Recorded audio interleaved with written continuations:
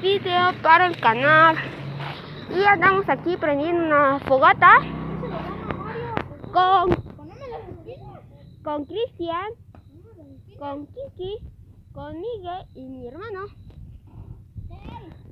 Y pues tratamos de prender una fogata, pero no es útil para habilidad. ¿Quieren cerillos? Ya no te... ¿Quieren cerillos por mí? No gritan. Bueno, vamos a... ¿Quieren cerillos por si se apaga? Cuando se apague, yo traigo, no manches. No me fui. Yo no sabía que yo traía, bro. Yo no sabía que yo traía cerillos. Un pro, no, bro.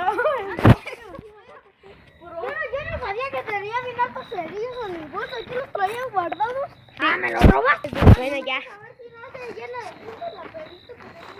Pues llévala a la casa, a su casa. ¿Tu casa, no? Y aquí está. Que la lleve. Ay, te sales del club. Lleva la perrita. Pues ya, se casita. Cayó algo aquí. Vente. Fue la tapadera. Mira, aquí hay un perrito. Y pues lo vamos a llevar a su casa.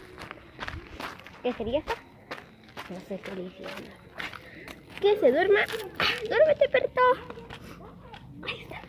Recogemos esto.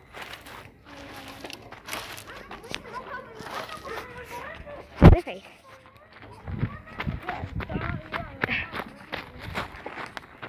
¿Quién quiere salirlo para amarrarlo a algo?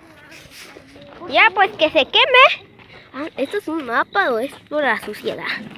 ¿Es un mapa? No, es por la suciedad. ¿Le echo un poquito de alcohol? No, eso no. Sí, para que arde el cartón. Ni tenemos. Ya vamos, ya. Ya que estamos investigando el equipo de maniobras del Mario. ¿Dónde dijo? ¿Dónde? Ah, no. Es una piña. Una piña. ¿A poco ibas a tocar un erizo? Sí. Porque sí. ¿Qué? ¿Lo sacas al quinto o lo dejas? 5 pesos. Ay, pues hay que dejar ahí. Una piña 5 pesos. 5 a 5. Yo no traigo dinero. Subiremos la parte 2 porque este video se está haciendo muy largo. Para mí sí, ¿no? Pues ustedes no casi. Las pausas duran no sé cuánto. Bueno, adiós. Saluda. Uy, no, y una saluda. Adiós. Yo.